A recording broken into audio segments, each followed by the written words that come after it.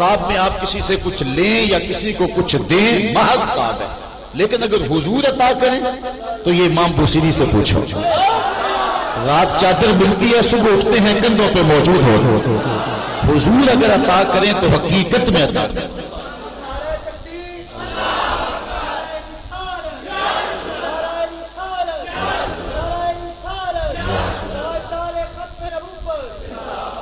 حضور جس کو خواب میں آئیں، خواب میں نوازیں، وہ حقیقت میں عطا کرتے ہیں۔ کتاب کا نام ہے القول البدیع، امام سخاوی کی مصنفہ ہے۔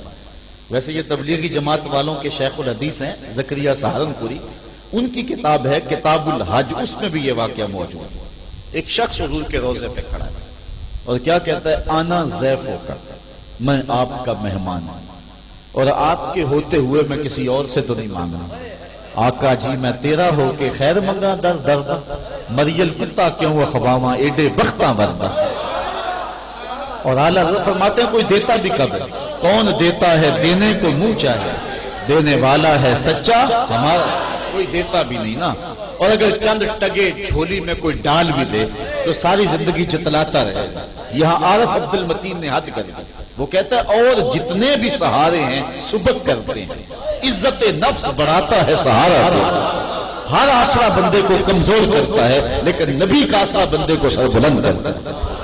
مجھے بتاؤ کسی چودھری کا مانگت سر اٹھا کے چل سکتا ہے کہ میں فلاں سے خیرات لے کے آیا ہوں؟ لیکن جس کو نبی کی دہلیز سے خیرات ملتی ہے وہ سر اٹھا کے چلتا ہے اور زمانے کو بتاتا ہے یہ خیرات مجھے نبی کی دہلیز سے۔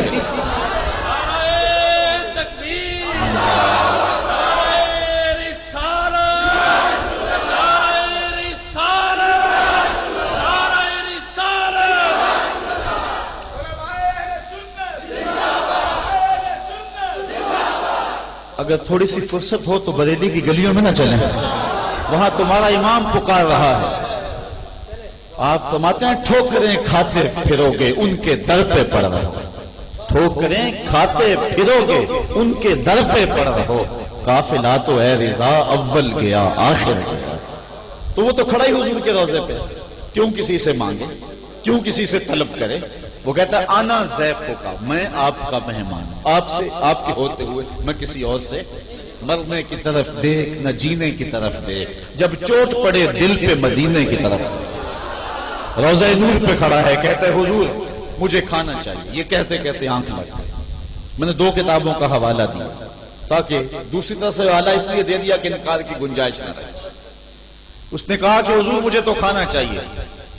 آنکھ لگ گئی، کیا دیکھتا ہے؟ حضرت سیدنا علی المرتضیٰ رضی اللہ تعالیٰ عنہ اور حضرت عمر رضی اللہ تعالیٰ عنہ تشریف فرما۔ کہا ٹھہر حضور آ رہے ہیں، جن کو پکارا تھا وہ آ رہے ہیں۔ بندہ مٹ نہ جائے آقا پہ تو وہ بندہ بے خبر ہو جو غلاموں سے، وہ آقا کیا ہے، کیسے ہو سکتا ہے؟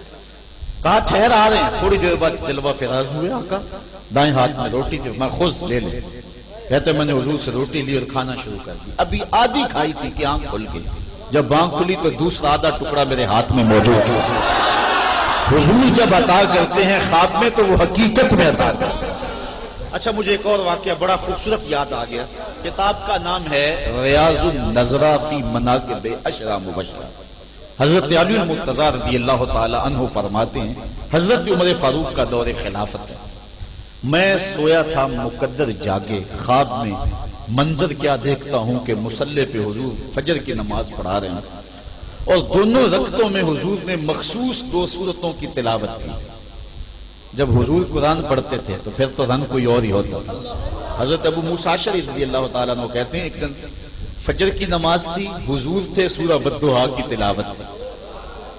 جب ہنسی حسن کا تذکرہ خود ہی چھیڑ دے، حسن جب ناز میں آ جائے تو پھر تو رنگ کوئی اور ہی ہوتا۔ حضرت عائشہ رضی اللہ تعالیٰ عنہ فرماتے ایک دن کالی چادر زیب تن کی اور پھر مجھے بولے کیفا ترینی یا عائشہ، عائشہ بتاؤ کیسا لگ رہا؟ تو میں نے عرض کی حضور چادر کی سیاہی نے چہرے کی سفیدی کو نکھار دیا اور چہرے کی سفیدی نے چادر کی سیاہی کو نکھار دیا۔ تو کہا حضور نے سورہ والضحیٰ کی تلاوت کی، کہا اتنا لطف آیا کہ ابھی تک بھول نہیں سکا۔ حضرت علی کہتے ہیں میں نے خواب میں یہ منظر دیکھا، پھر سلام پھیرا، رخ پلٹ کے صحابہ کی طرف بیٹھ گئے۔ کتاب الآثار کے اندر امام محمد نے لکھا ہے کہ حضور جب نماز کے بعد سلام پھیرتے تھے تو اتنی جلدی رخ پلٹ کے صحابہ کی طرف کرتے تھے جیسے گرم پتھر پہ بیٹھے. مشکات میں بھی یہ روایت موجود ہے.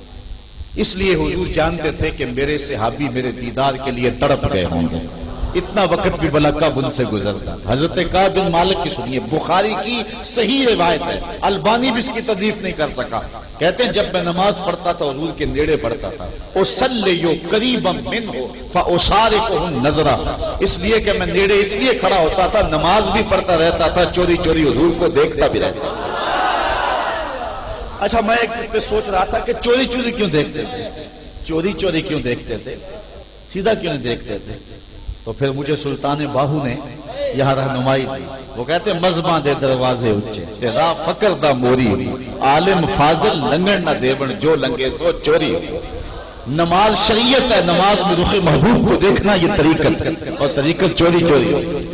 اصلی قریبا منہ فاصارفہ نظرا، یہ بخاری کی روایت، باب ثلاثۃ الذین خلفوا. صحیح روایت آپ کے سامنے رکھ رہا ہوں. کہتے ہیں نماز پڑھتا تھا، اصل نماز ہے یہی، روح نماز ہے. میں تیرے روبرو رہوں تو میرے روبرو رہے، دل میں ہو یاد تیری در پہ سرے نیاز ہو. وہ بھی کوئی نماز ہے، یاد نہ ہو نماز. کس نماز کی بات ہے؟ صرف ہمت بسوئے شیخ و امثالیاں از معظمین، گو بجناب رسالت ماب بچندی بدتر از استغراق گاؤ خرے خودست. کیا کیا بولیاں بولنے والے بول گئے، کیسی بات کہی. روح محبوب سامنے نہیں تو نماز نماز نہیں ہے. حضرت خواجہ معین الدین چشتی اجمیری علیہ رحمہ فرما گئے ہر کس کے در نماز نہ بیند جمال دوست فتوہ حمید ہم کہ وہ نمازش قضا کنن. اور اقبال بولا، کلندر لاہوری بولا، ترجمان حقیقت بولا. اقبال کہتا ہے گر تیرا شوق نہ ہو میری نماز کا امام، میرا قیام بھی حجاب میرا سجود بھی حجاب میرا سجود بھی، لوح بھی تو قلم بھی تو، تیرا وجود الکتاب، گنبد آبگینہ رنگ تیرے محیط میں ہوا. اللہ اکبر. تو کہا اصلی قریبا منہ فاصارفہ نظرا. تو صحابہ ترس جاتے تھے نا. صحابہ سے پوچھا، یہ بھی روایت بخاری کی کہ حضور ظہر اور عصر کی نمازوں میں قرات کرتے تھے. کہاں کرتے تھے؟ کہا تمہیں کیسے پتہ؟ تم تو نماز میں ہوتے ہو نا، اور نماز میں جائے سجدہ پہ نظر ہونی چاہیے، اور تمہیں کیسے پتہ حضور قرات کرتے تھے؟ کہا نحنو نعلم باضطراب لحیتہ، ہم حضور کی داڑھی کی جنبش سے اندازہ کر لیا کرتے تھے. معلوم ہوا نماز بھی ہو رہی ہے، رخ محبوب کی دید بھی ہو رہی ہے. اصل نماز ہے یہی، روح نماز ہے یہی. میں تیرے روبرو رہوں تو میرے روبرو رہے، دل میں ہو یاد تیری در پہ سرے نیاز ہو. وہ بھی کوئی نماز ہے، یاد نہ ہو نماز. تم کس نماز کی بات کرتے ہو جو خیال محبوب سے ٹوٹتی ہے؟ السلام علیکہ ایھا النبی، کیا یوں ہی پڑھ جاؤ گے؟ یہاں امام غزالی کی سنیے، احیاء العلوم پہلی جلد کے اندر لکھتے ہیں بحضر النبی فی قلبک وشخصہ الکریم وقل السلام علیکہ ایھا النبی. اے نمازی یوں ہی آنکھیں بند کر کے نہ گزر جانا، پہلے نبی کو دل میں حاضر کرنا، پھر تصور جمانا، جب نقشہ جم جائے پھر کہنا آقا تیری ذات پہ سلام. جب تصور جم جائے تو پھر کہنا آقا تیری ذات پہ سلام. اور اقبال کہتے ہیں ازاں ازل سے، ازاں ازل سے تیرے عشق کا ترانہ بنا، نماز تو اس کی دید کا ایک بہانہ بنا، ادائے دید سراپا نیاز تیری، کسی کو دیکھتے رہنا نماز. حضرت بلال کے عشق کی کہانی اقبال بیان کر رہا ہے نا.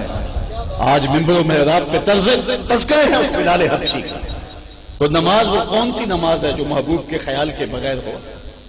ربنا اغفر لی والے والدیہ جب پڑھیں گے تو ماں باپ کا خیال نہیں آئے گا.